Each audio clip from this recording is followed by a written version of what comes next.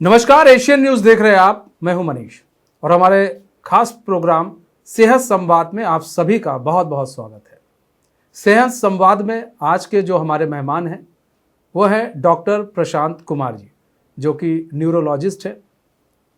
कहते हैं कि मानसिक रोग विशेषज्ञ भी हैं, इनको कहा जाता है। और अपने कार्य में इन्होंने काफ़ी दक्षता भी हासिल कर रखी है। तो डॉक्टर साहब, स्वागत है आपका एशियन न्यूज़ में। नमस्कार डॉक्टर साहब, सवाल कई हैं, लेकिन जो हमारा जो पहला सवाल यही है आपसे कि विश्व स्ट्रोक दिवस का महत्व क्या है और छत्तीसगढ़ में स्ट्रोक जागरूकता बढ़ाना क्यों महत्वपूर्ण है? देखिए, स्ट्रोक दिवस जो प्रतिवर्ष मनाया जाता है, इसका मुख्य उद्देश्य है कि आम जनता में इसके प्रति जागरूकता होना चाहिए। क्योंकि स्ट्रोक जो हम देखें तो विश्व में डिसेबिलिटी या जो हम स्ट्रोक के वजह से जो पक्षाघात की वजह से जो फिजिकल डिसेबिलिटी हो जाता है उसका लीडिंग कॉज है, और ये सेकेंड लीडिंग कॉज है डेथ के लिए। तो ऑब्वियस ही बात है, जब किसी बीमारी का इतना बर्डन है तो जागरूकता बहुत ही आवश्यक है। इसीलिए प्रतिवर्ष जो है विश्व स्ट्रोक दिवस मनाया जाता है। इस जागरूकता के माध्यम से हम चाहते हैं कि आम जो हमारी छत्तीसगढ़ की जनता है, या हम फिर बात करें तो जो हमारे ऑल ओवर जो हमारे भारतवर्ष की जनता है, उनको स्ट्रोक के बारे में जानकारी होना चाहिए, जिससे हम प्राइमरी लेवल पे उसको प्रिवेंट कर सकें कि किसी व्यक्ति को स्ट्रोक ना हो। उसको होने से बचने के लिए क्या स्टेप्स लेने चाहिए, वो हम पहले से लोगों को जागरूकता लाना चाहते हैं। इसलिए प्रतिवर्ष मनाया जाता है स्ट्रोक दिवस। स्ट्रोक के जो लक्षण हैं, प्रमुख लक्षण क्या होते हैं? किसी को पता नहीं चलता और स्ट्रोक आ जाता, फिर लोग कहते हैं अरे ये तो स्ट्रोक आ गया। देखिए, जो सबसे इम्पॉर्टेंट जो स्ट्रोक का लक्षण होता है वो है अचानक से होना। सबसे इम्पॉर्टेंट वर्ड होता है इसमें, अगर अचानक से किसी व्यक्ति को किसी तरह का डेफिसिट मतलब कि जो कमजोरी पैदा हो जाए, जिसको हम कई बार स्ट्रोक के प्रोग्राम्स में हमेशा बताते हैं अवेयरनेस में, कि इसको आप एक एक्रोनिम या शॉर्ट फॉर्म बी फास्ट के माध्यम से याद रख सकते हैं। जिसमें कि जो बी फास्ट में बी जो होता है बैलेंस मतलब यदि अचानक से कोई व्यक्ति लड़खड़ाना चालू कर दे तो आप समझिए कि स्ट्रोक के लक्षण हो सकते हैं। बी फास्ट में सेकंड जो है ई है। ई मतलब अगर नज़र में कोई दिक्कत होता है। एफ से फेस मतलब कि कुछ मुंह का तिरछापन हो जाता है। ए से आर्म, फास्ट में जो ए होता है आर्म, तो आर्म यदि अचानक से हाथ से कोई चीज़ों को पकड़ने में दिक्कत होती है, आर्म यदि आपका ड्रूप करने लगता है, आप होल्ड नहीं कर पा रहे हैं किसी चीज़ों को पकड़ के, तो ये जो है स्ट्रोक के लक्षण हो सकते हैं। लास्ट जो होता है बी फास्ट में एस मतलब होता है स्पीच, आवाज़ में लड़खड़ाहट आ जाना। तो ये जो मुख्य लक्षण है बी फास्ट एक्रोनिम के माध्यम से आप याद रख सकते हैं। अगर ऐसा किसी को भी अचानक होता है ये सारी चीज़ें, तो ये स्ट्रोक के लक्षण हो सकते हैं। तो जिसमें बी फास्ट में लास्ट जो है T means time for action. अगर ऐसे किसी को भी लक्षण डेवलप होता है तो तुरंत ही इनको नज़दीकी अस्पताल में जाना चाहिए। अगर ये दिन में होता है, रात में होता है, आपको वेट नहीं करना है कि अगले दिन हम वेट करके जाएंगे। रात में भी होता है तो आपको इमीडिएटली इमरजेंसी में पहुंचना है। वहाँ आपको न्यूरोलॉजिस्ट या फिजिशियन या जो इमरजेंसी फिजिशियन होंगे वो उचित सलाह देंगे, और उससे संबंधित हम आगे जांच करके इलाज तुरंत ही स्टार्ट कर सकते हैं। तो ये स्ट्रोक के लक्षण हैं। अच्छा, स्ट्रोक कहा जाए तो जोखिम क्या है? स्ट्रोक के जोखिम क्या हैं? और छत्तीसगढ़ के जो ग्रामीण आबादी में स्ट्रोक को रोकने के लिए आपकी तरफ से क्या सलाह होगी? देखिए, स्ट्रोक का जो जोखिम की अगर हम बात करें, मीन्स रिस्क फैक्टर, जिसे हम मेडिकल लैंग्वेज में रिस्क फैक्टर की बात करते हैं, तो सबसे महत्वपूर्ण रिस्क फैक्टर स्ट्रोक के लिए है उम्र। बढ़ती उम्र के साथ स्ट्रोक का जो इंसिडेंस है या होने की संभावनाएं, आशंका, ये बढ़ता जाता है। अभी तक तो ऐसा था कि हम स्ट्रोक के जो भी पेशेंट्स देखते थे अपने छत्तीसगढ़ में, या फिर मैंने और बाहर भी काम किया है, तो ज़्यादातर पेशेंट्स में 60 साल या 55 साल से ऊपर के व्यक्तियों में देखता था।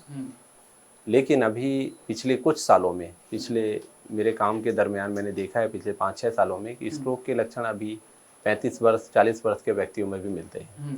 तो इसलिए हम एज जो है एक रिस्क फैक्टर है, इसको हम पहले जो मानते थे अभी वो बहुत तरीके से जो है सही साबित नहीं होता है। अभी किसी भी व्यक्ति को स्ट्रोक हो सकता है, इसलिए लक्षणों को बहुत ध्यान देने की ज़रूरत है। इसके अलावा जो ट्रेडिशनल रिस्क फैक्टर्स हैं, जैसे यदि किसी को हार्ट की बीमारी है, हार्ट से संबंधित दवाइयाँ चल रही हैं, यदि शुगर की बीमारी है, ब्लड प्रेशर की बीमारी है, या किसी को परिवार में यंग एज में स्ट्रोक हुआ है, या फिर आपके माता पिता को स्ट्रोक हो चुका है, तो ये सब बहुत ही इंपॉर्टेंट रिस्क फैक्टर हैं कि आपको स्ट्रोक होने की आशंका है। इसलिए इन सब बीमारियों का अच्छी तरीके से कंट्रोल रखना आवश्यक है। इसके अलावा स्ट्रोक और जो मुख्य कारण होते हैं वो है दुर्व्यसन। जैसे जो व्यक्ति बहुत ज़्यादा मात्रा में शराब का सेवन करते हैं, स्मोकिंग करते हैं, टोबैको करते हैं, या फिर हमारे छत्तीसगढ़ में गुड़ाखू का सेवन जो बहुत ज़्यादा करते हैं, गुड़ाखू जो करते हैं दिन में 4 बार 6 बार जो घिसते हैं गुड़ाखू, तो ये जो है कुछ इंपॉर्टेंट रिस्क फैक्टर हैं जिससे हमें परहेज करना चाहिए। अच्छा, बात जब स्ट्रोक की करते हैं डॉक्टर साहब, तो अक्सर ये देखा गया है उतनी जागरूकता है नहीं लोगों के बीच में, ना उसको लेकर, स्ट्रोक को लेकर इतनी जागरूकता हो पा रही है, ना ही इतनी जागरूकता फैलाई जा रही है कि लोग समझें। क्योंकि आज कई ऐसी बीमारियां हैं जिनको लेकर लोगों को जागरूक होना चाहिए, क्योंकि ये बड़ी जानलेवा बीमारी है, बड़ी खतरनाक बीमारी है। क्योंकि आप तो डॉक्टर हैं, आपके पास लोग आएंगे तभी आप इलाज कर पाएंगे, लेकिन जागरूकता को लेकर कैसे अवेयर जो आम पब्लिक है उसे किया जाए। देखिए, बहुत ही महत्वपूर्ण सवाल किया आपने मनीष। जो वर्ल्ड स्ट्रोक डे है, इसका मुख्य ध्येय तो है कि हम लोगों में, जो हमारे ग्रामीण जनता है या फिर शहरी जनता है, उनमें हम स्ट्रोक के प्रति अवेयरनेस फैलाएं। परंतु इसके अलावा भी लोगों में जागरूकता फैलाने के लिए हम सोशल मीडिया का इस्तेमाल कर सकते हैं। हम फ्री कैंप्स का आयोजन करते भी हैं और कर सकते हैं। इसके अलावा आजकल जो है यूट्यूब के माध्यम से जो हमारे इन्फ्लुएंसर्स होते हैं उनका भी हम हेल्प ले सकते हैं कि एक पर्टिकुलर ग्रुप को हम टारगेट कर सकें और उन तक हम अपनी बात को पहुंचाएं। और अगर कुछ हम किसी पर्टिकुलर ग्रुप में, समाज का कोई ग्रुप है, हम वहाँ पर, जहाँ पर पर्टिकुलर कोई कम्युनिटी बनी हुई है, वहाँ पर भी हम छोटे मोटे प्रोग्राम कर सकते हैं और स्ट्रोक के बारे में जानकारी दे सकते हैं। तो सोशल मीडिया और ये जो हम पर्सनली जो फ्री कैंप्स कर सकते हैं और छोटे छोटे समाज को टारगेट कर सकते हैं, तो ये छोटे छोटे स्टेप्स बहुत इंपॉर्टेंट हैं कि हम जानकारी फैलाएं। और बहुत महत्वपूर्ण है कि हम एक ग्रामीण इलाके में इसको करने की कोशिश करें। जो ग्रामीण इलाके में हमारे डिस्ट्रिक्ट हॉस्पिटल हैं या फिर जो हमारे CHC हैं, वहाँ पर हम इस तरह के प्रोग्राम को कर सकते हैं और जागरूकता भी फैलाने के लिए वहाँ पर हम एजुकेशनल प्रोग्राम भी किया जा सकता है। अच्छा, आपके पास तो पेशेंट काफ़ी आते हैं स्ट्रोक के, तो सबसे ज़्यादा पेशेंट कहाँ के होते हैं? ग्रामीण अंचल से आते हैं कि शहरी इलाकों से सबसे ज़्यादा आते हैं आपके? नहीं, देखिए, ऐसा डिस्ट्रीब्यूशन तो डिफ़िकल्ट होता है। मैं अपने एक्सपीरियंस में बात करूं कि मैं NHMMI हॉस्पिटल में जो अगर 1 महीने का टारगेट मैं देखता हूं डाटा, तो तकरीबन शहर और ग्रामीण अंचल से दोनों से बराबर मात्रा में ही मरीज, बराबर नंबर्स में पेशेंट आते हैं। अच्छा, एक चीज़ और भी है, स्ट्रोक के जो पेशेंट हैं उनकी संख्या बढ़ी है पहले की तुलना में, उसके पीछे का क्या कारण है, क्यों संख्या बढ़ रही है? और दूसरी चीज़ इसमें और भी है, आपने जैसा भी बताया हमको कि पहले एक एज होती थी लोगों की, तो आता था 60 साल 50 के ऊपर एज हो जाती थी, लेकिन आज 35 से 40 के बीच में भी स्ट्रोक आ रहा है। तो ये जो फैक्टर आ रहा है, क्यों आ रहा है? देखिए, मतलब स्ट्रोक का नंबर बढ़ना 2 चीज़ों को बताता है। एक तो वाकई स्ट्रोक का इंसिडेंस बढ़ गया है, स्ट्रोक ज़्यादा लोगों को हो रहा है, ग्रामीण अंचल की बात करें या फिर शहरी अंचल में। तो इसका मुख्य कारण है कि हमारी जो नियमित जो दिनचर्या होनी चाहिए, हम उसको फॉलो नहीं करते हैं। दुर्व्यसन जो है, हम उससे परहेज नहीं करते हैं और हम अपनी दिनचर्या को बिल्कुल रेगुलर नहीं रख रहे हैं। साथ में दुर्व्यसन का जो बढ़ता जो प्रचलन है, ये मुख्य कारण है। इसके अलावा समय के साथ में हम देख रहे हैं कि शुगर और ब्लड प्रेशर के पेशेंट्स भी जो है, लोगों में इसका इंसिडेंस बढ़ा है, जो कि एक डायरेक्ट रिस्क फैक्टर है। और सबसे महत्वपूर्ण बात है रिस्क फैक्टर और ये जो मैंने अभी जो फैक्टर्स आपको बताए, इसके अलावा एक इम्पॉर्टेंट पॉइंट ये भी है कि लोगों में जागरूकता बढ़ी है, इसलिए लोग अब रिपोर्ट भी कर रहे हैं कि उनको स्ट्रोक हुआ है। नहीं तो बहुत पहले की बात अगर हम करें, 25 साल 30 साल पहले इतनी सुविधाएं नहीं थी, बहुत सारे व्यक्तियों को गाँव में स्ट्रोक होने के बाद जो है वो अस्पताल पहुँच भी नहीं पाते थे। तो बहुत ही ज़्यादा मुमकिन कारण उस समय ये भी रहा होगा कि वो स्ट्रोक के पेशेंट्स नोटिफाई हुए ही नहीं, इसलिए हमें नंबर कम लगता था। तो दोनों ही बातें हैं, एक तो लोगों में अवेयरनेस बढ़ा है, अब अस्पताल में वो इलाज के लिए पहुंचते हैं, इसलिए भी हम जान पा रहे हैं कि अब स्ट्रोक का इंसिडेंस बढ़ा है। दूसरी बात, जो ट्रेडिशनल रिस्क फैक्टर्स जो मैंने बताया, इसके साथ में जो एडिक्शन है वो भी बढ़ता जा रहा है। डायबिटीज़ और ब्लड प्रेशर के पेशेंट्स भी बढ़े हैं, ये मुख्य कारण है। अच्छा, स्ट्रोक के रोकथाम की बात करें तो कैसे रोका जा सकता है? लाइफ स्टाइल में हम क्या चेंजेस करें अपने? जैसे हम आहार की बात करें, व्यायाम की बात करें, हमें क्या ऐसा करना चाहिए इन सब चीज़ों में कि जिससे जो है इसको हम रोक सकें, स्ट्रोक को रोका जा सके? देखिए, स्ट्रोक जो है ना, इस पे बात करने के लिए मैं 2 चीज़ें बताना चाहूँगा। एक तो स्ट्रोक का प्रकार, इसके बारे में हमने चर्चा नहीं किया। स्ट्रोक मुख्यतः 2 प्रकार का होता है। जिसमें कि एक होता है खून की नस में बाधा हो जाना, जिसे हम इस्केमिक स्ट्रोक बोलते हैं, मतलब ब्रेन के पर्टिकुलर हिस्से में ब्लड सप्लाई बंद हो जाता है, इसे हम इस्केमिक स्ट्रोक बोलते हैं। दूसरा होता है हेमरेजिक स्ट्रोक, जिसमें खून की नस फट जाती है। तो इन दोनों के का जो मरीज का जो प्रेजेंटेशन होता है दोनों अलग होता है, दोनों के कारण भी अलग होते हैं। तो अगर हम हेमरेजिक स्ट्रोक की बात करें तो ये हालांकि कम प्रमुखता से मिलता है। अगर हम लकवे के मरीजों का नंबर्स देखें तो 100 में से 85% मरीज इस्केमिक स्ट्रोक के होते हैं, मतलब जिनमें खून की नस में ब्लॉकेज हो गया है, और 15 से 17% पेशेंट्स होते हैं हेमरेजिक स्ट्रोक के। लेकिन हेमरेजिक स्ट्रोक जो है उसका ना हो उसके लिए हमें अपना ब्लड प्रेशर नियमित, अगर आप ब्लड प्रेशर के पेशेंट्स हैं तो नियमित रूप से चेकअप कराते रहें। खास तरीके से जो है अल्कोहल और टोबैको, स्मोकिंग, इन सब चीज़ों से नितांत परहेज करने की आवश्यकता होती है। इसके अलावा जो इस्केमिक स्ट्रोक है जो ज़्यादा कॉमन है, उसके परहेज के लिए आपको नियमित दिनचर्या, नियमित व्यायाम करना, खान पान में आपको बहुत ध्यान देने की आवश्यकता है कि आप बहुत ही गरिष्ठ भोजन, तैलीय वसा युक्त भोजन, और हम कह सकते हैं फास्ट फूड, इस तरह की चीज़ों को अवॉइड करें। घर पे बना हुआ सात्विक पौष्टिक भोजन हमेशा करें और नियमित व्यायाम करें। इसके अलावा सबसे महत्वपूर्ण बात है दोनों ही तरह के स्ट्रोक में कि यदि आप बीपी के मरीज हैं, शुगर के मरीज हैं आप, या इसके अलावा आपको हार्ट से संबंधित कोई बीमारी है, तो इसका नियमित चेकअप आपको डॉक्टर के पास कराना बहुत आवश्यक है, क्योंकि मोस्ट ऑफ द पेशेंट्स में कोई ना कोई रिस्क फैक्टर हमें मिलता ही है। हम लोग जो अगर 10 पेशेंट्स को देखते हैं तो उसमें 9 पेशेंट्स पे हमें रिस्क फैक्टर मिलता है कि इनको ये फला बीमारी थी जिसका इन्होंने ध्यान नहीं दिया। इसके अलावा एक और बहुत इंपॉर्टेंट चीज़ है कि हमारे शरीर में वसा की मात्रा, जिसे हम लिपिड प्रोफाइल के माध्यम से चेक करते हैं, वो हमें देखते रहना चाहिए। जनरली मेरा सजेशन है कि यदि आप 40 ईयर्स से ऊपर हैं तो आप अपने ब्लड प्रेशर को, यदि आपको नहीं भी है, ब्लड प्रेशर, शुगर और शरीर में वसा की मात्रा, जिसे हम लिपिड प्रोफाइल कहते हैं, इसके अलावा रूटीन कुछ ब्लड टेस्ट होते हैं वो आप रेगुलर कराते रहिए। एटलीस्ट साल में एक बार आप ज़रूर अपने जनरल फिजिशियन से मिलिए और इन टेस्ट के बारे में जानकारी लीजिए कि अभी आपके शरीर में इनका लेवल कैसा है। अच्छा डॉक्टर साहब, एक चीज़ और भी है, जैसे किसी को स्ट्रोक आ गया, बाय द वे किसी को स्ट्रोक आता है, वो घर पर है, अस्पताल दूर है, तो तत्काल प्रभाव के लिए क्या ऐसा किया जा सके जिससे उसको कुछ देर के लिए रिलीफ मिल सके? कुछ ऐसी भी प्रक्रिया होती है? देखिए, स्ट्रोक में ऐसा बहुत ही डिफ़िकल्ट है, क्योंकि स्ट्रोक में जो भी आरंभिक इलाज है वो इस पर निर्भर करता है कि किस तरह का स्ट्रोक हुआ है।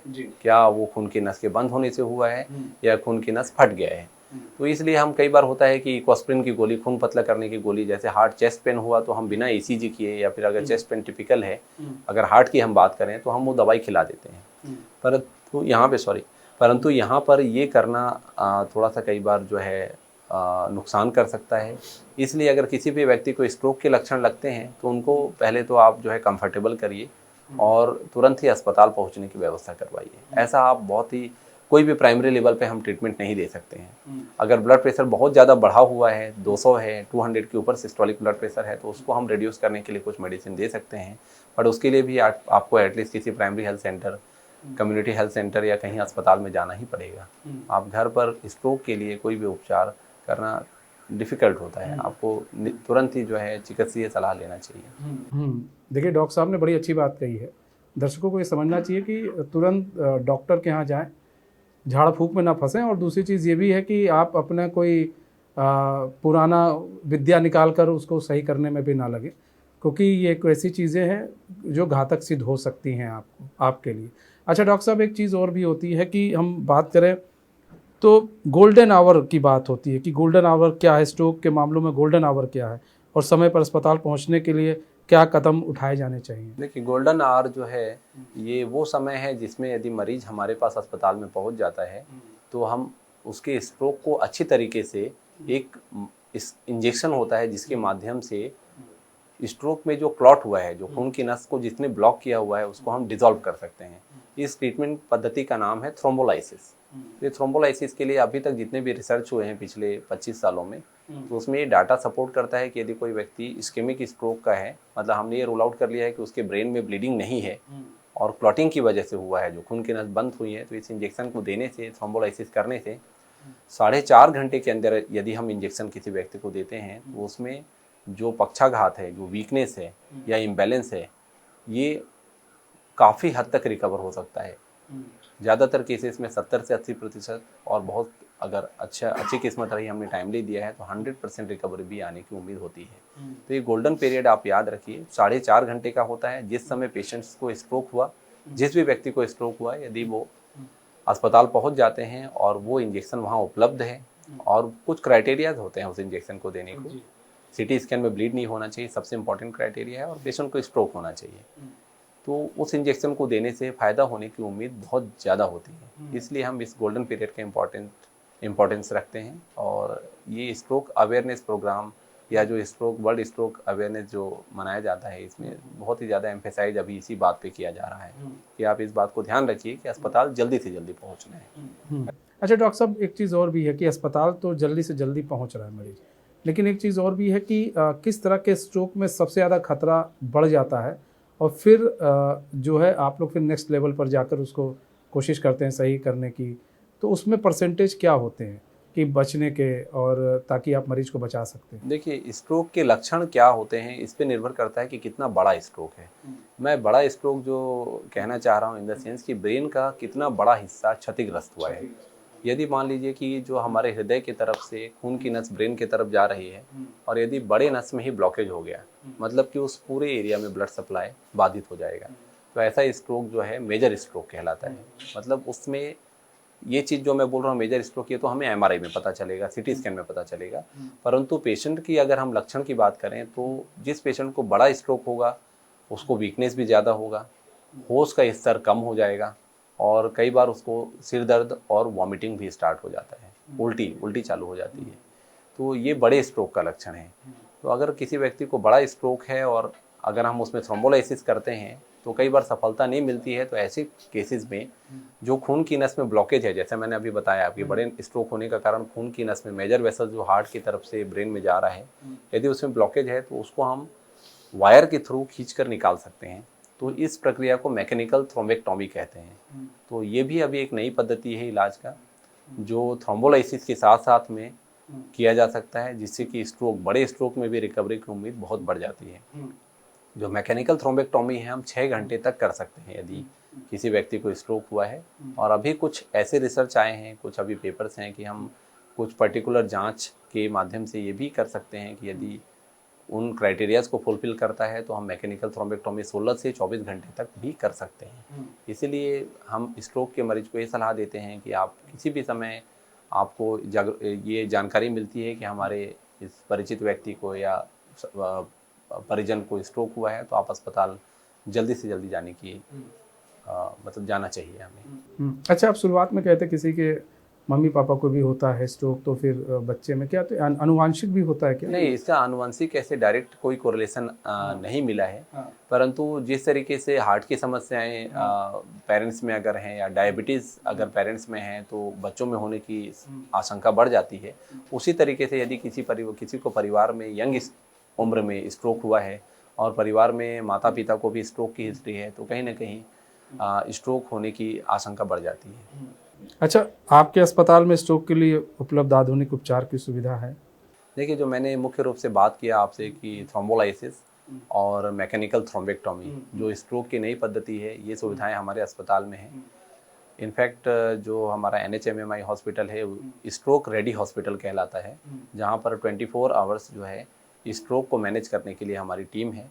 इस टीम में जो भी सदस्य होने चाहिए, जैसे इमरजेंसी फिजिशियन, न्यूरो फिजिशियन, हमारे रेडियोलॉजिस्ट, इंटरवेंशनल रेडियोलॉजिस्ट, हमारे जो वर्कर्स हैं, नर्सिंग स्टाफ हो गए, या हमारे वार्ड बॉय, जो इन सब चीज़ों को मैनेज करने में हमें हेल्प करते हैं, पेशेंट को जल्दी से जल्दी MRI कराने में, CT कराने में हेल्प करते हैं। तो पूरी टीम यहाँ सुनियोजित तरीके से काम करती है। तो इसलिए हमारा भी स्ट्रोक रेडी हॉस्पिटल है, और हम स्ट्रोक के लिए जो भी आवश्यक सुविधाएं होनी चाहिए मैनेज करने के लिए, वो सारी सुविधाएं हमारे हॉस्पिटल में उपलब्ध हैं। जैसे किसी को स्ट्रोक आ रहा है और वो अस्पताल जाता है, खर्चा कितना लग जाता है क्या?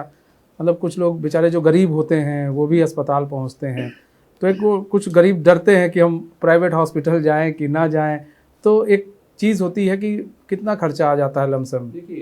देखिए, ये डिपेंड करता है कि मरीज को कितना बड़ा स्ट्रोक है और आने वाले समय में उसको कितने दिन अस्पताल में रहने की आवश्यकता पड़ेगी। ये एक अलग चीज़ है, क्योंकि वो हम अगर हम स्ट्रोक के मैनेजमेंट की बात करें तो सबसे इम्पॉर्टेंट चीज़ है कि हम स्ट्रोक को जल्दी से जल्दी पहचानें और लंबे समय तक व्यक्ति को डेफिसिट ना रहे और डिसेबिलिटी को हम कम कर पाएँ। तो उसके लिए हमें थ्रोम्बोलाइसिस या फिर मैकेनिकल थ्रोम्बेक्टोमी करने की आवश्यकता होती है। तो ऐसे में यदि इमरजेंसी में हमारे पास कोई पेशेंट आता है तो पहले जो इलाज का खर्चा था काफ़ी ज़्यादा होता था, क्योंकि पहले कुछ इंजेक्शंस थे जो थ्रोम्बोलाइसिस के लिए दिए जाते थे, वो काफ़ी कॉस्टली होता था। उनकी कीमत कई बार 80,000 तक भी होती थी। अभी कुछ ऐसे मॉलिक्यूल्स भी आए हैं जो थोड़े सस्ते हैं, 30,000 40,000 के भी इंजेक्शंस होते हैं। तो ये हम एटलीस्ट दे सकें पेशेंट को। उसके बाद की चीज़ें हम कई तरीक़ों से मैनेज कर सकते हैं। तो हमें स्ट्रोक को आइडेंटिफाई करके डिसेबिलिटी को प्रिवेंट करने के लिए ये जो फर्स्ट स्टेप है ये हमें करना ही चाहिए। इसके बाद की चीज़ें कई चीज़ों को मैनेज किया जा सकता है, कॉस्ट के लेवल को भी कम किया जा सकता है, परंतु हम यहाँ पर पहले ये डिसाइड कर पाएँ कि पेशेंट को हमें स्ट्रोक है और उसको ये दवाई देने की आवश्यकता है जिससे हम डिसेबिलिटी को कम करें। मतलब कोई पेशेंट आता है तो सबसे पहले आप ये देखते हैं कि पेशेंट को किस लेवल का स्ट्रोक है और उनको हम ये इंजेक्शन दे सकते हैं, क्या हम उनको फ़ायदा पहुँचा सकते हैं, क्या फ़ायदा पहुँचा सकते हैं। हाँ, फिर बाद में देखते हैं कि आप लोग को कैसे क्या। हाँ, बाद में पेशेंट्स को कई तरीके से हम कॉस्ट कटिंग की भी कोशिश करते हैं। हमारा प्रयास रहता है कि हम पेशेंट को जितना शॉर्ट स्टे हो सके हॉस्पिटल में हम उतना कम स्टे रखें और आईसीयू से जल्दी बाहर शिफ्ट करें। ये बड़ी अच्छी बात है कि देखिए अगर कोई गरीब आ रहा है, और सबसे बड़ी चीज़ ये है कि डॉक्टर साहब ने बड़ी अच्छी चीज़ कही कि कोई आता है हमारे पास तो स्ट्रोक का मरीज आ रहा है तो वो पहले देखते हैं भाई, पहले उसका इलाज करना, बाद में देखा जाएगा क्या है क्या नहीं है। वो तो बात की बात है कि गरीब है तो हम उसके लिए इन लोग की तरफ से भी कुछ ना कुछ ऐसा कर देते हैं ताकि वो भी इलाज करा सके यहाँ पे। अच्छा डॉक्टर साहब, यहाँ पे स्ट्रोक के बाद मरीज के पुनर्वास में क्या प्रमुख है? देखिए, स्ट्रोक में जो अगर हमारे पास पेशेंट विंडो पीरियड में आता है, जो गोल्डन आवर बताया, तो हम पहले तो कोशिश करते हैं कि उनको डिसेबिलिटी ना हो। बट बहुत सारे पेशेंट्स जो हैं उस विंडो पीरियड से बाहर आते हैं जिनको कि 2 दिनों से पूरा वीकनेस है हाथ और पैर में, या फिर आवाज़ चली गई है उनकी, या चक्कर आ रहे हैं, बैलेंस हो रहे हैं। तो ऐसे पेशेंट्स के लिए रिहेबिलिटेशन, जो पोस्ट स्ट्रोक रिहेबिलिटेशन है, बहुत इंपॉर्टेंट होता है। इसमें बहुत ही महत्वपूर्ण बात होती है कि हम ऐसी मेडिसिन्स को कंटिन्यू करें जिससे कि स्ट्रोक ना हो, जिसमें ब्लड थिनर्स होते हैं, कुछ स्टैटिन्स होते हैं जो वसा को कम करते हैं। इसके अलावा अगर कोई रिस्क फैक्टर है उनको, जैसे ब्लड प्रेशर है, शुगर है या हार्ट की बीमारी है, तो उसको अच्छी तरीके से कंट्रोल करने के लिए प्रोग्राम्स होते हैं। और इन सबके साथ में जो बहुत महत्वपूर्ण चीज़ है वो है physiotherapy, occupational therapy, speech therapy. तो ये सारी सुविधाएं आजकल हमारे अस्पताल में भी उपलब्ध हैं और छोटे छोटे हमारे जिला स्तर पर जो अस्पताल हैं, जिला अस्पताल हैं, वहाँ पर भी उपलब्ध हैं। या आप अच्छी तरीके से फिजियोथेरेपी करा सकते हैं, स्पीच थेरेपी और ऑक्यूपेशनल थेरेपी ले सकते हैं।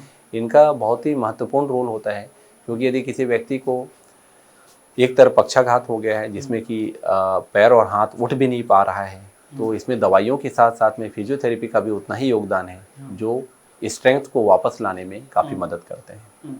अच्छा, एक चीज़ और, जैसे स्ट्रोक के बाद अस्पताल से मरीज घर गया, तब सबसे ज़्यादा किस चीज़ की ज़रूरत होती है? किस तरह से मरीज घर पर रहे, किस तरह से उनके परिजनों को उनका देखभाल करना चाहिए ताकि दोबारा ये चीज़ें ना हों? देखिए, अगर स्ट्रोक बहुत बड़ा, ये डिपेंड करता है कि कितना लेवल का डेफिसिट उनको आया है। यदि किसी व्यक्ति को हल्की मामूली कमजोरी आई है तो हल्के फिजियोथेरेपी से ही कुछ दिनों के फिजियोथेरेपी से वो नॉर्मल हो जाते हैं। अब कोई ऐसा व्यक्ति है जिसको स्ट्रोक में उनकी आवाज़ चली गई है, समझ नहीं पा रहे हैं और बेड बाउंड हो गए हैं, बेड पे आ गए हैं, तो उनको ऑब्वियसली फिजियोथेरेपी के लंबे समय के लिए ज़रूरत होगी। तो घर पे आपको ऐसे व्यवस्था करनी होगी कि कोई फिजियोथेरेपी घर पे भी आके करवा सकते हैं, या आप निकटतम फिजियोथेरेपी सेंटर पे पेशेंट को लेकर के जाना है। कई बार बहुत सारे हमारे जो ग्रामीण अंचल के मरीज होते हैं उनके साथ समस्या होती है कि वहाँ फिजियोथेरेपी की सुविधा उपलब्ध नहीं होती है। तो ऐसे लोगों को जो हमारे फिजियोथेरेपिस्ट होते हैं वो कुछ चीज़ें गाइड कर देते हैं कि आप घर पे कम से कम ये एक्सरसाइज आप करवाते रहें, और आप 10 डेज 15 डेज में या फिर एटलीस्ट 1 वीक में एक बार जो है आप लेकर के सेंटर पे आएँ, जिससे हम फिजियोथेरेपी में एक असेसमेंट करते रहें कि कितना इनका पावर गेन हुआ है, और बाकी की चीज़ें आप घर पे भी कंटिन्यू कर सकते हैं। और इसके अलावा फिजियोथेरेपी के साथ में बहुत ही महत्वपूर्ण होता है कि अगर पेशेंट बेड पे है तो उसको ध्यान देना है कि उनको बेड सोर ना हो, पोजीशन चेंज करवाते रहना है।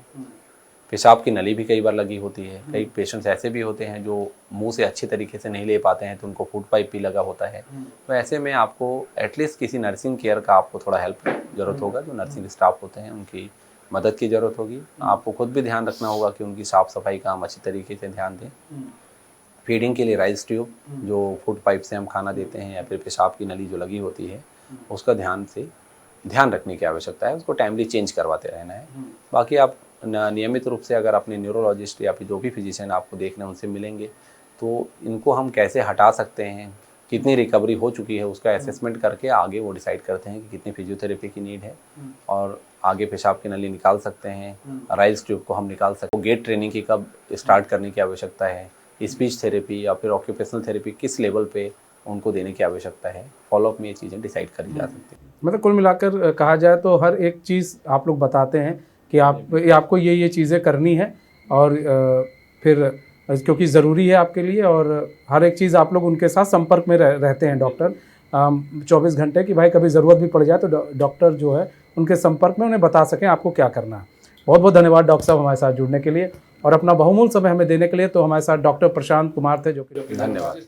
और उन्होंने साफ तौर पर बताया कि अगर आपको स्ट्रोक आ रहा है तो आपको स्ट्रोक से के लिए क्या करना है। तो तुरंत आपको अस्पताल जाना है, अस्पताल जाकर आपका अपना इलाज कराना है, सही तरीके से इलाज कराना है। उन्होंने बताया कि अपने दिनचर्या, अपने जीवन शैली को बदलेंगे तो ऐसी बीमारी जो है आपसे फिलहाल दूर रहेगी। तो मैं इस खास पेशकश में बस इतना ही। मुझे दीजिए इजाज़त। तो खबरों के साथ बने रहने के लिए देखते रहिए एशियन न्यूज़। नमस्कार।